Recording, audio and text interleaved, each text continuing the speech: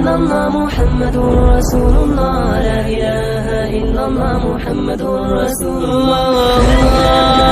السلام علیکم پیارے دوستو، بسم اللہ الرحمن الرحیم. شروع اللہ کے نام سے جو بڑا مہربان نہایت رحم کرنے والا ہے. قربانی کرنے کا طریقہ کیا ہے؟ آج میں آپ لوگوں کو قربانی کرنے کا طریقہ بتانے جا رہا ہوں. یہ ضروری مسائل ہیں جو ہر مسلمان کو پتہ ہونا چاہیے. اسی لیے جو چیزیں میں آپ لوگوں کو بتاؤں گا ان کو دھیان سے سنیے گا، سمجھیے گا، تاکہ آپ کو قربانی کے دن جب آپ جانور ذبح کرنے کے لیے تیار بیٹھے ہوں تو پھر آپ کو کسی طرح کی کنفیوژن نہیں ہونا چاہیے، کسی بھی طرح کی پریشانی کا سامنا نہ ہو کہ صاحب دعا پڑھنے والا لے کے آؤ، یہ کیسے کرنا ہے وہ کیسے کرنا ہے، ساری چیزیں آپ کو کلیئر ہونا چاہیے.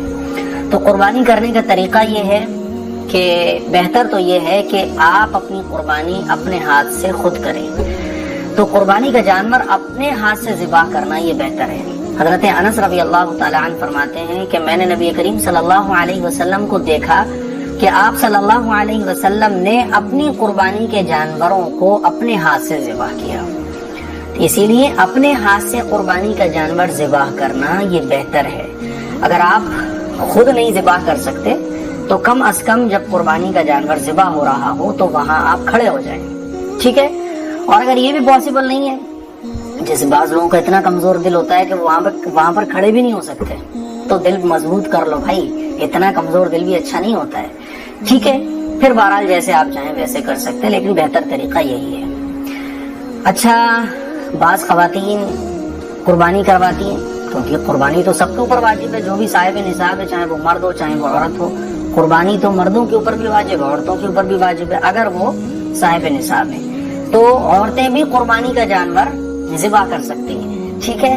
حضرت ابو موسیٰ اشعری رضی اللہ تعالیٰ عنہ اپنی بیٹیوں کو حکم دیتے تھے کہ وہ اپنی قربانیاں خود ذبح کیا کریں. ٹھیک ہے؟ اسی لیے عورتیں بھی اپنی قربانی اگر پردے کے لحاظ میں، پردے کے دائرے میں خود کر سکتی ہیں، ہے نا، کہ جیسے کہ باہر کا کوئی مرد نہیں ہے، سب گھر ہی کے مرد ہیں، اور کوئی خاتون یہ چاہ رہی ہے کہ وہ قربانی خود کرے تو وہ خود بھی کر سکتی ہے، کوئی مسئلہ نہیں ہے. ٹھیک ہے؟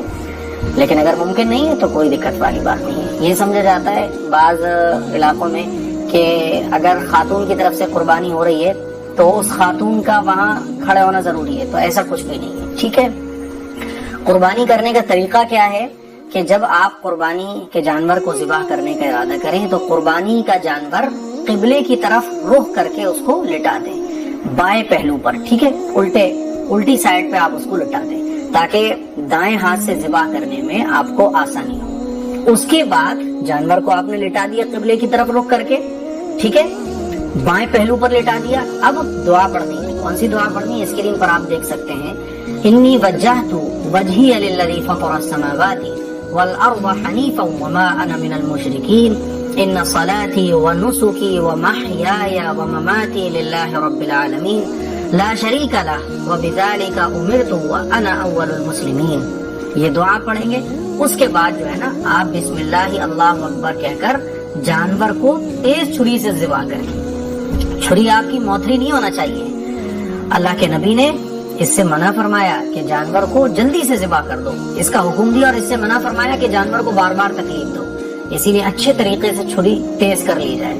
اور اسلام نے یہ بھی حکم دیا کہ جانور کے سامنے تیز نہ کی جائے، بلکہ آپ جانور کے سامنے نہیں بلکہ کہیں اور جا کے اس کو تیز کر لو. اتنی تیز کر لو کہ ایک ہی بار میں اس کی وہ ذبح ہو جائے، اس کو کوئی زیادہ تکلیف نہ ہو. ٹھیک ہے؟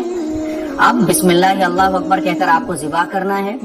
ذبح جب ہو جائے جانور تو اس کے بعد آپ کو یہ دعا پڑھنی ہے، اللہم تقبل منی کما تقبلت من خلیلک ابراہیم ونبیک محمد صلی اللہ علیہ وسلم. یہ دعا پڑھنی ہے. اور اگر کوئی بڑا جانور ہے جیسے کہ بھینس ہے، پڈا ہے، ٹھیک ہے، بڑا جانور ہے جس میں 7 لوگ شریک ہیں، تو پھر دعا پڑھتے وقت اللہم تقبل من کے بعد ہمیں ان 7 لوگوں کا نام لینا ہے.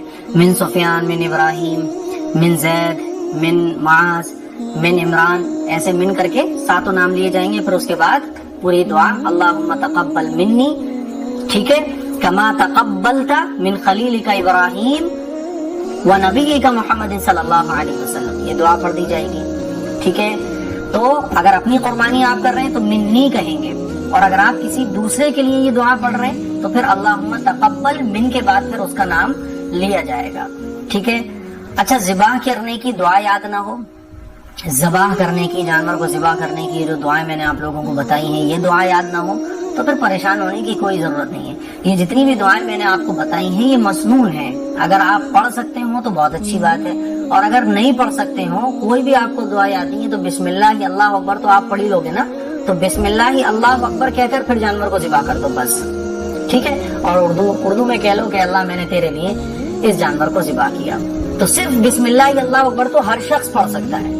عید کا دن آ جاتا ہے اور ہوتا کیا ہے کہ ہم لوگ حافظ صاحب کو، مولانا صاحب کو کوئی دعا پڑھ لے اس کو تلاش کر رہے پھر رہے ہوتے ہیں، اور یہی تلاش میں ہمیں بعض دفعہ دوپہر ہو جاتی ہے، وقت نکل جاتا ہے، ہم یہ سمجھ رہے ہوتے ہیں کہ آگے پیچھے کی جو دعائیں ہیں یہ بھی پڑھنا ضروری ہے، تو اچھے طریقے سے سمجھے۔ انی وجہ تو جانور کو جب ذبح کرنے کے لیے لٹاتے ہیں اس وقت جو دعا پڑھی جاتی ہے وہ، اور بعد میں ذبح کرنے کے بعد جو دعا پڑھی جاتی ہے وہ، یہ دعائیں مسنون ہیں۔ اگر آپ کو یاد نہیں ہے تو بسم اللہ اللہ اکبر کہہ کر آپ جانور کو ذبح کر دیں، آپ کی قربانی درست ہو جائے گی۔ میں ایک مرتبہ ایک گاؤں میں بقرعید پر عید الاضحیٰ کی نماز پڑھانے گیا ہوا تھا، تو یہ نماز کے بعد جو ہے نا سارے گاؤں والے آ گئے کہ مفتی صاحب ابھی نہیں جانا آپ کو۔ میں نے کہا کیوں بھائی؟ کہ ابھی تو جانور ذبح ہونا ہے، قربانی ہونی ہے، تو دعا پڑھنی ہے آپ کو۔ میں نے کہا بھائی اگر ایسے ایک ایک کر کے میں سب کے یہاں دعا پڑھنے جاؤں گا تو مجھے 12-1 تو آپ ہی لوگوں کے یہاں بچ جائیں گے، پھر 1 گھنٹہ مجھے گھر جانے میں لگے گا۔ بولے نہیں جی دعا پڑھ کے جانی ورنہ ہماری قربانی ٹھیک نہیں ہوگی۔ میں نے ان کو سمجھایا کہ دعا آپ پڑھ سکتے ہو؟ بولے نہیں پڑھ سکتے، قرآن پڑھے ہوئے نہیں ہے۔ میں نے کہا اچھا، تو میں نے کہا اگر آپ میں کوئی پڑھنا جانتا ہے تو وہ سب کے یہاں پڑھ لے گا جا کے۔ بولے نہیں پڑھنا جانتا کوئی، تو پھر میں نے ان کو بتایا اچھا بسم اللہ اللہ اکبر پڑھ لو گے؟ تو سب نے کہا بسم اللہ اللہ اکبر تو ہم بڑے آسانی کے ساتھ پڑھ سکتے ہیں۔ تو میں نے کہا بس کافی ہے، آپ جب قربانی کے جانور کو ذبح کرو تو بسم اللہ اللہ اکبر کہہ کر ذبح کرو، بس ہو جائے گی آپ کی قربانی۔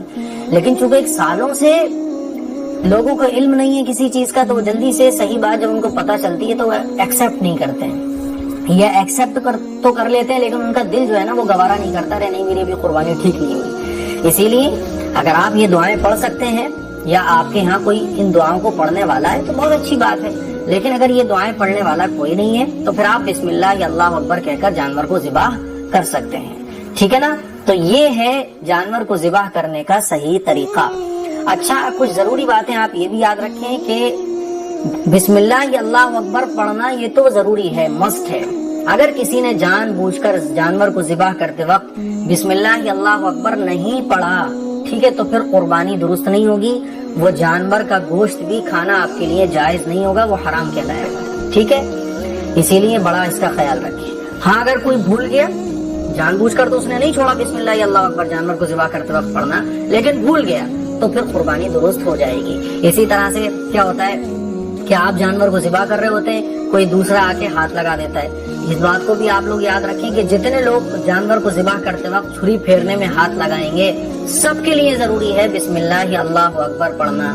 اگر 3 لوگ چھری چلا رہے ہیں، ٹھیک ہے، 3 لوگ ذبح کر رہے ہیں، یا ایک ذبح کر رہا تھا بعد میں ایک اور آگے اس نے بھی ذبح کرنا شروع کر دیا، جتنے لوگ بھی چھری چلائیں گے سب کے لیے بسم اللہ اللہ اکبر پڑھنا ضروری ہے۔